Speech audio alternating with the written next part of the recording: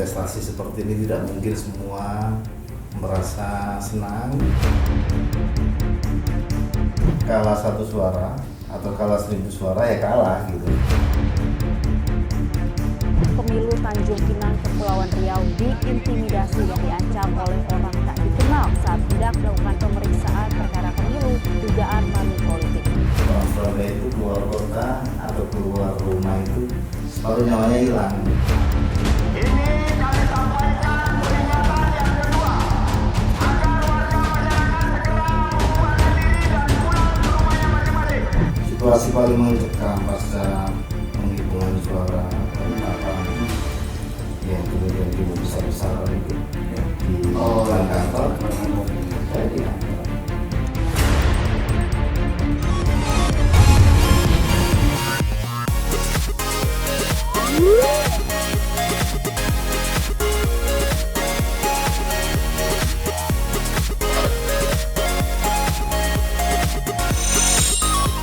Assalamualaikum warahmatullahi wabarakatuh. Selamat malam.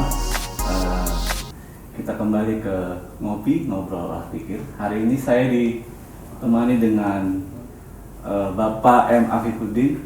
Beliau adalah Komisioner Bawaslu Republik Indonesia.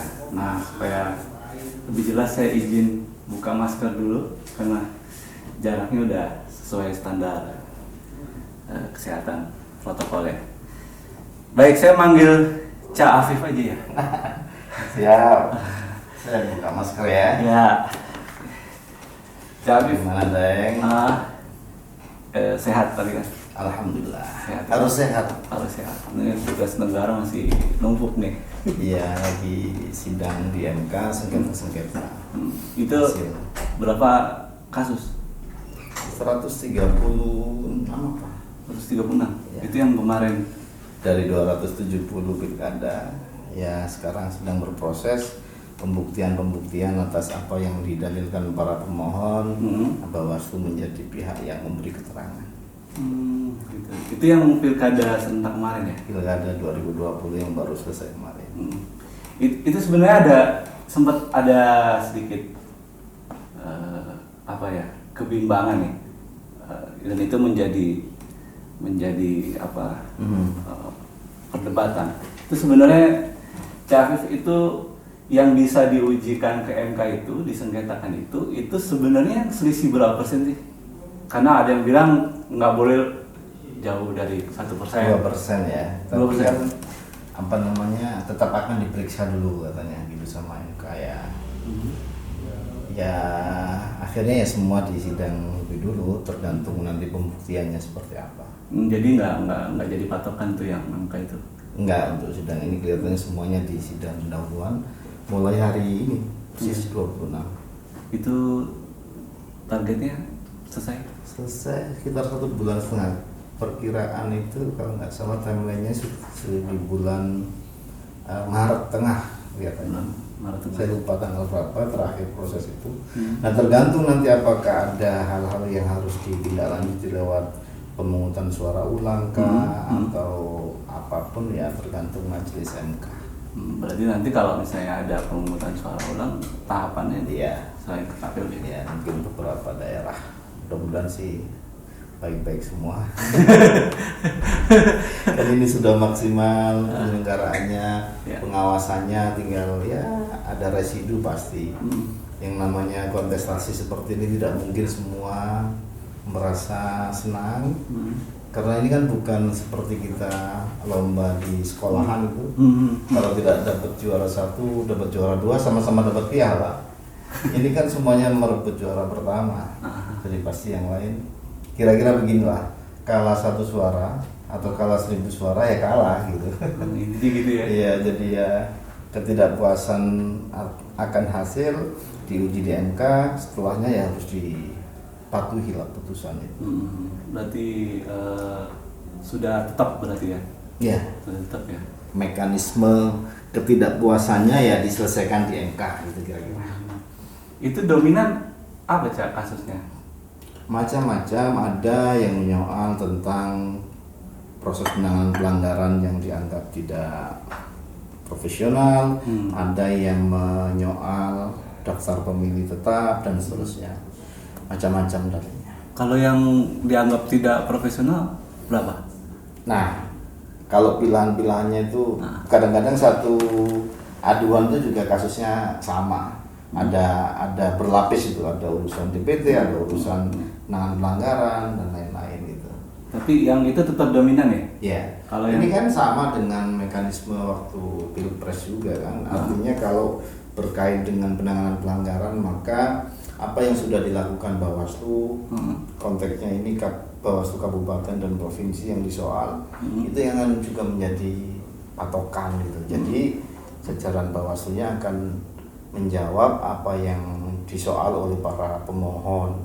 Tentu KPU-nya sebagai pihak yang termohon akan menjelaskan juga apa-apa yang terjadi dalam setiap proses pemilu itu, pilkadanya.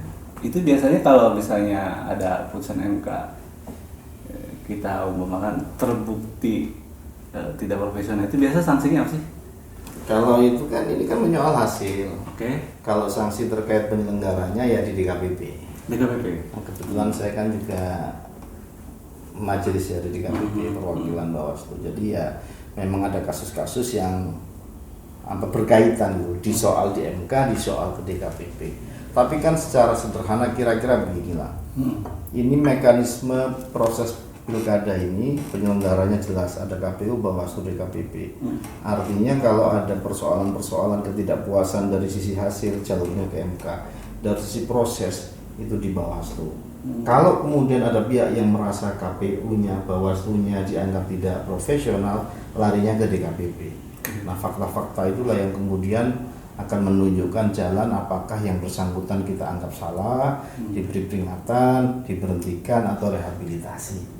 Jadi sebenarnya mekanisme ketidakpuasan melapor karena tidak puas itu semua jalurnya sudah ada dan sudah luar biasa. Dan ini sebenarnya salah satu kelebihan Indonesia ya. Kita ini negara yang sangat kompleks pemilunya, tapi dari sisi kelembagaan yang mengurusi pemilu atau pilkada itu sudah luar biasa. Bahkan sudah menjadi percontohan di banyak negara. Praktek pemilu di kita, pilkada di kita. Kegembiraan orang ke TPS, di TPS, di luar situasi wabah kemarin itu kan luar biasa. Ini tidak bisa kita temukan di semua negara. Saya sudah ya datang ke beberapa pemilu banyak negara itu ya, ada kekhasan Indonesia itu. Bagaimana kemeriahan orang datang ke TPS mau pakai baju-baju adat, itu kan sesuatu yang muncul dari bawah gitu. Mengelola kegembiraan di saat kompetisi lah istilahnya. Itu kemarin berapa Cak? Tingkat partisipasinya tinggi? Tinggi, rata-rata 96 kalau nggak salah. Ya, hanya 1% di bawah targetnya KPU. Tinggi sekali. Meskipun pandemi kemarin itu? Iya. 76 ya. 76 dari 77% targetnya KPU. Jadi sebenarnya ya kita ini secara umum bangsa Indonesia ya, pilkada pemilu ini sudah sangat terlatih dalam banyak situasi lah. Yang sebelum jauh, yang penasaran tuh yang laporan tidak profesional Bawaslu itu sudah ada contoh kasusnya? Ada, tapi ini kan di DKPP ya, datanya ada, tapi nggak banyak lah. Artinya rata-rata ya profesional gitu. Kalau dari sisi aduan mana yang banyak soal profesionalitas, integritas antara KPU dan Bawaslu, kalau data di KPP ya banyak KPU. Tapi kan ini kan mekanisme jalur koreksi dan ketidakpuasan serta menjaga integritas ini kan, karena dulu kan tidak ada dewan etik, ketika ada jajaran penyelenggara yang macam-macam, jalur untuk melaporinya susah. Sekarang dibikin ada dewan etik yang namanya Dewan Kehormatan Penyelenggara Pemilu, isinya 7 orang, ada perwakilan pemerintah, perwakilan DPR, 1 ex officio KPU, saya ex officio Bawaslu. Jadi dalam proses-proses pemeriksaan ya kita menjelaskan mekanisme yang seharusnya seperti apa, jajaran kita benar atau tidak, nah itu akan akan dibuktikan di persidangan. Jadi tadi nanya awal kan sempat teror nggak ya semenjak jadi? Iya. Ada teror lucu? Ada teror ada. Kayak apa tuh? Ya WA ya macam-macam lah ya, seperti itulah. Ya kadang saya bercerita begini, ini kita ini kan orang Surabaya, saya cerita begini, orang Surabaya itu keluar kota atau keluar rumah itu separuh nyawanya hilang, tinggal separuh gitu. Tapi kan begini, kalau kita ini percaya atas apa yang kita yakini benar, kalau kita yakin kita tidak melakukan kejahatan, ngapain harus takut? Nggak perlu ada yang takutkan. Situasi paling mencekam pasca penghitungan suara penetapan yang kemudian demo besar-besaran itu Ya. di Depan kantor, kantor itu ya. saya di kantor. Ya ada hal-hal yang tadinya kita prediksi demonya di KPU ternyata pindah karena kantor Bawaslu kan mungkin strategis ya di daerah menarik simpati Pangulim gitu. Yang pusat ring 1 itu kan. Iya, jadi berulang dulu kalau waktu kita zaman mahasiswa itu kebetulan kantor itu kan kantor PBB kalau nggak salah. Kita demo-demo waktu kasus perang Irak, Iya. kita demo di situ. Ya sekarang kita di kantor itu Di kita kantor. di demo. Kantor Jadi demo. dunia ini kadang berputar. Itu biasa siapa kelompok mana sih? Biasa Macam-macam. Ya kalau kita cenderungnya biasa ya semua kelompok lah sama rupanya begitu. yang bersengketa kah atau yang Ya, kadang ada yang pilkada ini tapi nggak terlalu banyak kayak dulu. Dulu sering, sekarang tuh lebih sedikit lah, lebih jarang lah. Demo ke Bawaslu segala macam. Cara menanggapi teror gimana? Ya, Serius, lucu-lucuan? ya kita jawab tanda ya kan WA-nya. sebagian ya kadang kita jawab begini-begini. Sebagian ya gitu. Itu dulu katanya pernah loh Cak Afif ini waktu di arah ke Banjar ya atau Oh, iya. ke Pangandaran itu mobilnya Jadi mau hadir di acaranya NU itu loh di Banjar, dilempar. Lempar batu kan ya? Batu pagi hari. Cuman saya awalnya nggak mau meramaikan, tapi terus ya ada teman-teman ini kita jelaskan. itu gimana sih dikejar atau pakai motor atau Kita nggak tahu, pokoknya kayaknya targetnya tuh melempar untuk kaca yang di pintu samping saya duduk itu, pintu belakang itu, tapi kena bawahnya. Jadi yang itu pintu. Ya, mau pembukaan apa itu? oh yang acara di Banjar ya itu yang Pak Munas Jokowi datang. Munas Alim Ulama ya kalau Iya. nggak salah tuh. Pas sepanjang jalan saya dilihatin orang besekan itu apa? Itu pas dari mana ya Cak? Mau ke acara dari Garut kalau nggak salah. Ia menuju lokasi. Pagi lah jam 6 itu. Ini karena situasinya masih pagi, kita nyari tempat pom bensin untuk stop. Iya, bawahnya dikit ini yang pintunya ya gitu. Biasa aja itu menurut saya sih ya. motor atau mobil Kurang tahu. tapi tiba-tiba buka ya Ya. itu lagi sama siapa di dalam mobil Sama ya ada satu kawan Bawaslu Jawa Barat. ketua Anggota Bawaslu Jawa Barat yang ikut. sempat dilaporin ke polisi kan? Kelihatannya dilaporkan tapi ya nggak tahu akhirnya bagaimana. Ya rame di berita kita. nggak ada kabar lagi Nggak ada. nggak ada Saya maunya malah ya sudahlah biasa ya.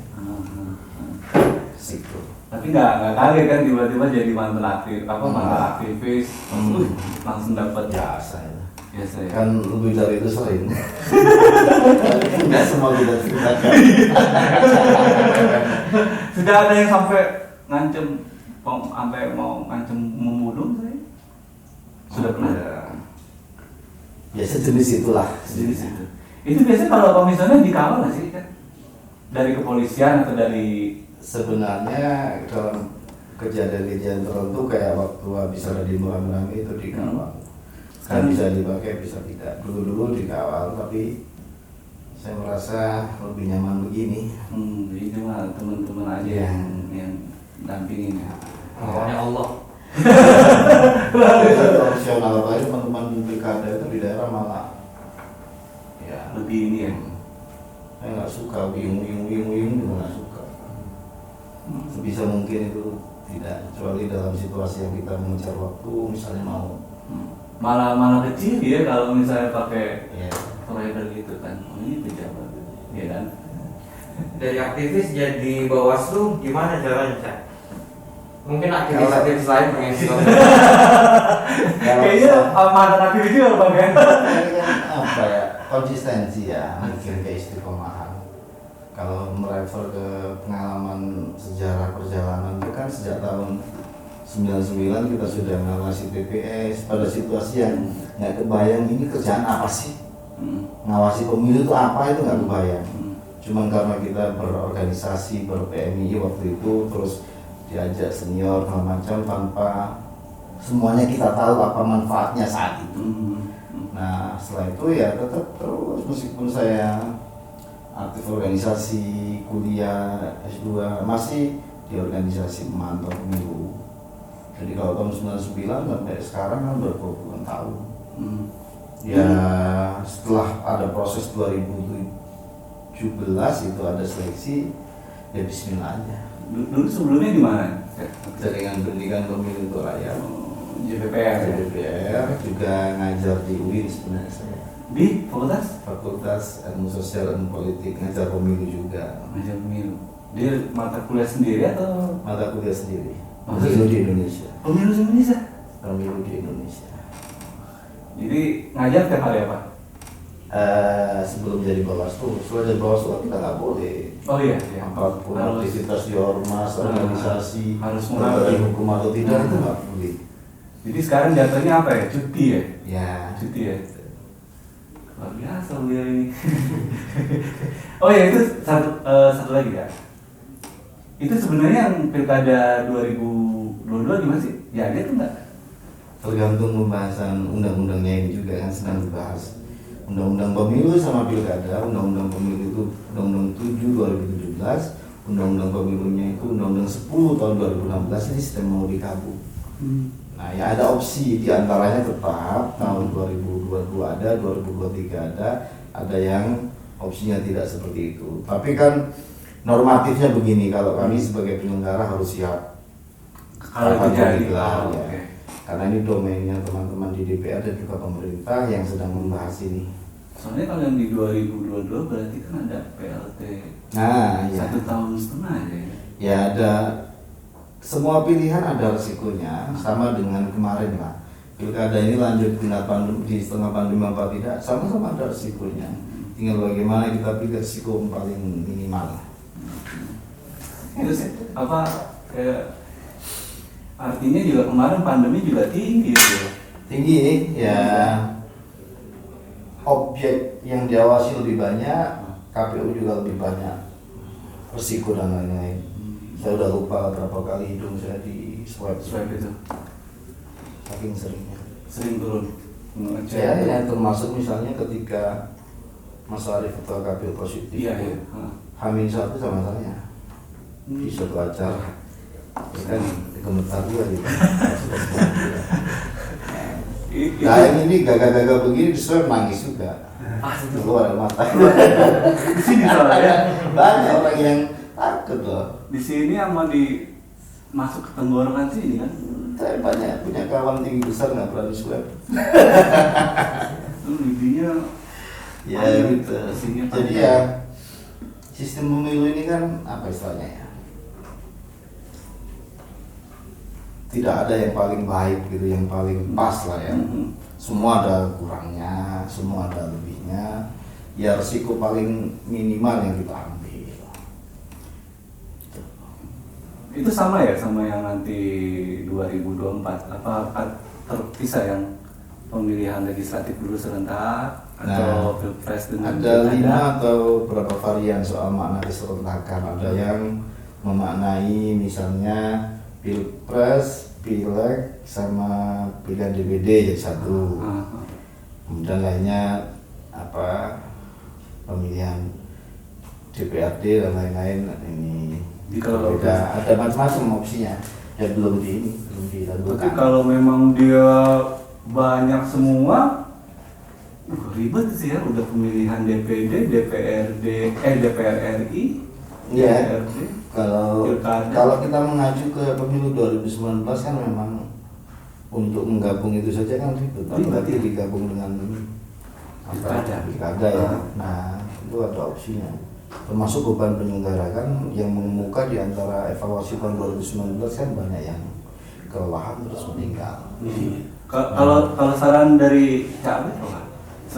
Untuk 2024 Ya, atau kalau mana bisa yang ada ya 2,5 tahun, menunggu 2,5 tahun pemilu lagi, pemilu nasional, pemilu daerah gitu. tetap itu ya? Ya, 2,5-an lah. Jadi ada jeda gitu. Kalau brok semua Itu asli itu. Itu banyak banget tuh kertas suara juga. kecuali kita sudah masuk ke wilayah misalnya electronic voting dan lain-lain. Ada banyak orang yang ada pastinya kan. Kita kan nggak pernah bayangkan bahwa ada masa di mana kita sekarang duduk tiduran pesen makanan datang. Ya kan? Dulu nggak kebayang sama sekali. Artinya pemilu dan lain-lain itu mengadaptasi teknologi mungkin. Cuman banyak orang yang juga belum sepakat kalau sekarang karena banyak hal, infrastruktur, jaringan dan juga apalah ya persiapan teknisnya lah. Kenapa? Yang paling disoal orang adalah ketika kita milih secara elektronik, siapa yang kemudian mengawasi proses suara ini kita misalnya nge-push ke handphone atau alatnya itu pengawalan suara langsung dibuat notifikasi itu kan harus difikirkan. Dan sisi lainnya soal selebrasi atau festivalisasi kegembiraan di TPS. Bayangkan kita kalau pemilihan di TPS itu kan meriah dan menyenangkan. Iya. Tidak ada ketegangan yang bagaimana begitu. Nah itu dianggap kekhasan lokal Indonesia yang bagi sebagian orang Nggak ada. kita nggak punya persoalan dengan pemungutan suara di hari H. Persoalan kita adalah bagaimana kita mendapatkan percepatan hasil. Maka kemarin ada situng meskipun belum maksimal dan itu menjadi alat bantu. Kami sendiri punya Siwastu, sistem pengawasan pemilu, yang di hari pertama sama hari kedua itu mayoritas data sudah masuk. C1 planir foto hasilnya berapa masuk ke kita sebagai backup kalau ada masalah di MK seperti sekarang. Kalau KPU datanya segini maka dicocokin dengan data kita. Hasil pengawasan juga harus ada untuk membuat check and balancesnya gitu. Pemilihan langsung itu katanya lebih banyak ini ya, politik uangnya, benar nggak? Ya di mana-mana ya ada potensi itu ya. Kalau kita lihat setiap pilkada ya pasti ada, tapi upaya untuk mencegahnya itu yang harus kita maksimalkan juga. Penindakannya juga banyak. Kalau secara terminologi politik pasti politik uang. Cuman di Bawaslu atau di pemilu ini kan penegakan hukum itu kan juga harus memenuhi semua unsur. Nah itu kadang-kadang yang hilang dalam fakta-fakta persidangan atau pembahasan. Dan politik uang itu bagian dari pidana pemilu. Pidana pemilu itu tidak hanya Bawaslu yang urus. Iya udah ada. Ada Gakumdu, ada Bawaslu, ada Polisi, hakim, kejaksaan, ada jaksa, kejaksaan dan juga kepolisian. Jadi biasanya langsung perdebatannya di situ. Jadi nggak sendiri. Beda sama administrasi, termasuk kayak diskualifikasi administrasi politik uang yang masif itu. Kayak kasus Bandar Lampung. Nah itu memang 100% di kita. Kalau politik uang terjadinya 1-2 titik itu pidana. Tapi kalau dia didalilkan terstruktur, sistematis dan masif, itu masuk kategori administrasi TSM politik. Kalau udah itu, maka 100% kewenangannya di Bawaslu. Maka banyak orang yang kemudian, wah ini Bawaslu ngawur segala macam. Nah, mekanisme ngeceknya ini di DKPP. Kalau ada petugas atau jajaran penyelenggara yang ugal-ugalan mau KPU mau Bawaslu, dilaporkan ke DKPP karena dulu kita bersepakat untuk menjaga penyelenggara biar nggak ugal-ugalan, ada harus dewan etik yang fungsinya bisa sampai memberhentikan. Dan beberapa kasus yang dalam tanda kutip membunuh penyelenggara itu diantaranya adalah satu politik uang kalau dia terima uang dan terbukti ada duitnya. Kedua asusila. Ketiga ini soal aktif di partai. ada SK misalnya, udah langsung pasti diberhentikan. Itu Tiga yang hal itu. Kalau yang pilkada kemarin ada berapa yang didiskualifikasi calon? Ada 7 berapa ya, cuman yang di TL KPU cuman di organilir, itu pun kemudian kalah di MA. Kemarin yang Bandar Lampung ini sedang maju di MA.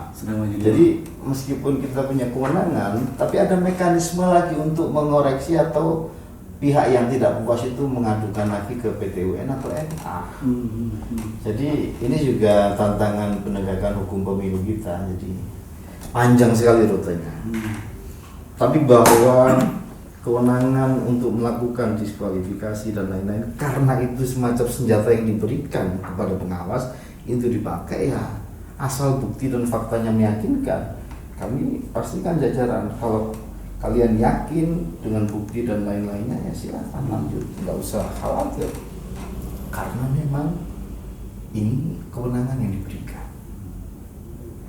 Pasti ada orang yang tidak suka, yang namanya politik, yang dirugikan pasti tidak suka, yang diuntungkan pasti senang. Tapi kan dalam posisi penyelenggara harus clear melihat itu dalam posisi yang tengah.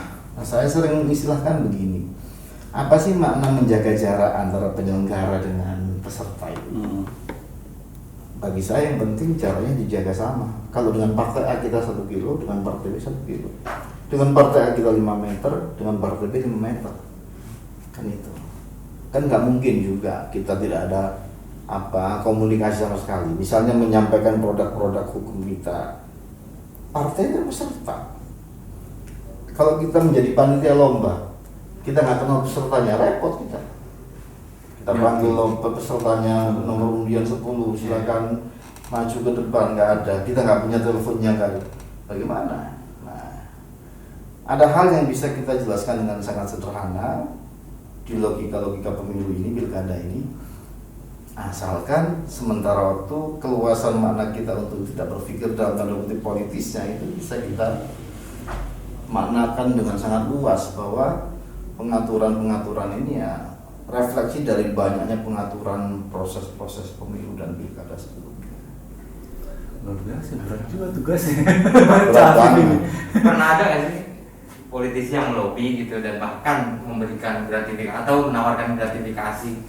Kalau berkomunikasi pasti ada, karena LO komunikasi yang baik ya. Misalnya menanyakan kasus ini ya kita jelaskan. Tidak di luar konteks itu. Tidak di luar konteks. Bahkan bertemu langsung tiba-tiba disodorin tas Maka- bensinnya. Maka pertemuan yang kita dorong selalu di kantor. Di kantor. Ya, kantor, sehingga ya urusan kantor. Dan itu lebih aman buat semuanya kan begitu. Jadi ente bang kalau mau itu di kantor bang urusan pemilu nanti. Itu di tengah kesibukan dan keruwetan gitu gimana cara ngatur waktunya? Ya Sama memang keluarga, terus jalan-jalan, terus istirahat, tidur, apa nyuri-nyuri tuh. ya gitu. Tapi kan sejak jadi mahasiswa, sejak aktivis kan udah biasa itu. Tapi mobil bawa sendiri atau deh? Ada yang ini kayaknya nggak kuat kalau nyetir sendiri. Sebelum-sebelumnya tidak? Ya sebelum di Bawaslu masih sendiri lah. Tapi istri mengerti resiko dari Mengerti sekali, mengerti banget. Dan ya tahu resikonya. Kadang-kadang kita kalau pulang, jadi kalau sebelum di Bawaslu kira-kira pertanyaannya pulang jam berapa gitu. Nah, kalau sekarang? Kalau sekarang pulang apa enggak? Itu pas waktu ini kita kira ke belakang dulu ya. Waktu tahu Cik Afif terpilih itu gimana? Anunya istri pertama itu ekspresi. Mungkin ya pasti senang, haru bercampur lah ya dalam persoalan atau proses perjuangan yang luar biasa. Luar biasa itu ya, saya ini satu-satunya orang non hukum di Bawaslu. Lainnya itu orang hukum semua, teman-temannya baik. Jadi kalau ya ditanya misalnya saya, apa faktor yang paling menentukan? Menurut saya dua orang-orang terbaik lah, orang tua kita, teman-teman kita, sahabat kita. Iya. Kalau kemampuan fakultatif, kemampuan standar kita, ya ujiannya ada di tim sel. Tapi bahwa di antara yang baik-baik itu kok ya kita, itu berkat doa orang-orang terbaik kita. Pasti support juga ya. Ya, termasuk ya jaringan komunikasi kita dengan banyak kawan itu sangat menentukan. Masalahnya Cak Afif ini meskipun bukan orang hukum, tapi dia punya pengalaman kepemiluannya panjang. Iya. Jadi kualitatif ya. Itu yang dibilang konsistensi tadi. Tapi ini penting buat para aktivis juga soal kita boleh aktif di banyak isu, tapi ada hal yang mungkin menjadi champion kita, fokus kita. Ya, ini soal pilihan lah. Artinya penyelenggara pemilu dulu itu tidak terlalu menjadi sesuatu yang diminati aktivis yang sampai level aktif banget gitu kan. Kebanyakan menurut saya itu lebih memilih langsung di dunia politik praktisnya, apakah menjadi anggota dewan, ya kan, menjadi tim sukses bagian dari lingkaran itu. Dan ketika kita jadi penyelenggara harus benar-benar bisa memposisikan. Maka di banyak aktivitas di saat sibuk pemilu, banyak sekali kita tidak bisa ketemu dengan alasan-alasan etik. Misalnya ngopi bareng di tempat tertutup itu nggak boleh, itu kan alasan etik. Entah teman kita nggak tahu Ya. aktivis parpol atau gimana Iya, kan? masuk ketemu gitu-gitu. Satu kejadian sering itu misalnya kita mau ke warung atau ke tempat ngopi, di situ sudah banyak aktivis partai ya. Ini jadi Bukan kita tidak mau, tapi ketika tahapan berjalan orang bisa memaknakan itu berbeda, maka entah kita pindah atau segala macam. Kalau dalam situasi yang lebih santai seperti sekarang, tahapan sudah selesai, itu yang mungkin lebih fleksibel. apalagi ada sosmed segala kan, gampang Iya. cepet dia gitu. Dan yang paling berat itu menjaga integritas itu. Artinya dalam capaian-capaian ke depan ini akan jadi rekam jejak juga. Apalagi kayak tadi keaktifan di partai, integritas soal ya urusan pribadi kita itu kalau sampai itu terjadi ya itu salah satu faktor yang bisa membunuh kita. Tapi anak-anak tahu kan? Tahu mungkin belum mengerti. Mereka umur berapa sih? Tahu ada yang SMP kelas 1. SMP. Ya ngerti lah. Udah mulai bertanya-tanya pasti. Iya. Karena apalagi sudah banyak sosial media itu kan juga over informasi kan dia jadi. Iya ya kita jelasin. Pertanyaan terakhir ya. Prediksi eskalasi politik kita gimana di tahun ini? Kalau ini pengamatan Cak Afif sebagai orang yang sudah bergelut lama di dunia pemiluan. Ya kemeriahannya masih. Dan kita ini kan memang punya short memory system SMS.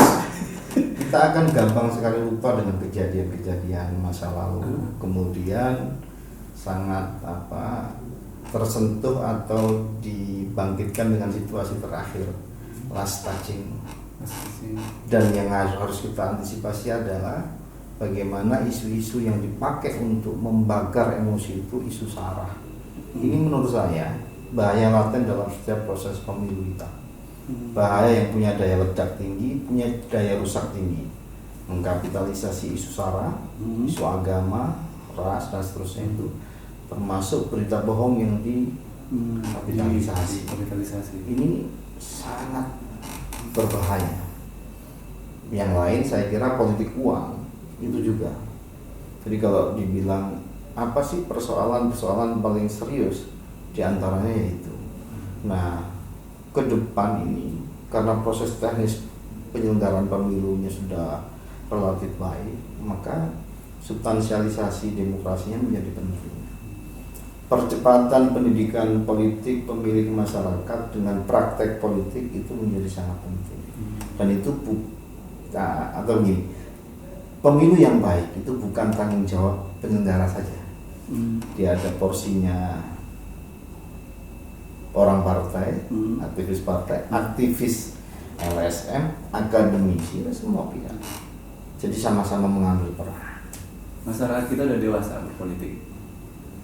Menurut saya sangat dewasa. Sangat Jadi dewasa. begini, saya sering kali kalau orang bilang masyarakat itu nggak siap dalam banyak praktek, malah masyarakat itu lebih siap. Misalnya, bagaimana kepatuhan atas protokol kesehatan ketika pemilu kemarin, harusnya kan lebih bagus potretnya. Ya.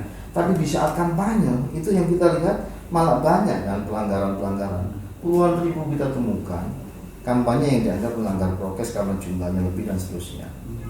Misalnya nih, orang hanya boleh kumpul 50 orang, tapi kalau lebih dari itu, kan nggak mungkin orang kumpul lebih dari segitu, nggak ada janjian di tempat dan waktu yang sama. Iya, betul. Tanpa ada hari H. Tapi ini sebagiannya ironi kita. Kadang orang datang ke TPS belum pakai masker, masuk TPS pakai masker. Karena situasi ini. Artinya kegamangan kita soal situasi di TPS saat Bapak kemarin terjawab. Pada sisi yang lain, kemeriahan untuk membunyikan kepatuhan prokes sebelumnya itu menjadi penting. Dan ini kan never ending pendidikan pemilih lah. Kita harus yakin bahwa masyarakat kita siap. Masyarakat politik kita juga harus mempraktekkan hal yang baik. Jangan lagi menjadikan alasan rakyat masyarakat yang tidak siap. Kadang-kadang malah kebalikannya. Iya, malah Kesiapan publik atau masyarakat ini tidak diimbangi dengan kesiapan elit. Kesiapan menerima kekalahan, kesiapan kecewa gitu ya. Begitulah deh kira-kira. Prediksi Cak Afif 2024 polarisasi kampret cebong masih akan Ya mungkin dalam bentuk yang lain. Tapi kan situasinya bisa lebih cair. sekarang masalahnya kalau lo dukung cebong jadi cebong, tadi jadi karbon sekarang. Dalam hitungan menit aja. mungkin dengan binatang yang lain. Itu kekhasan kita. Terima kasih Cak Afif, waktunya. Sama-sama, makasih banyak. Demikian kawan-kawan, obrol santai kita dengan Cak Afif. Santai tapi berat sekali materi. Yang penting ada ketawa-ketawa ya kan. Mudah-mudahan apa yang beliau sampaikan itu bisa bermanfaat buat kita semua. Terima kasih. Wallahualam. Assalamualaikum warahmatullahi wabarakatuh dan selamat malam.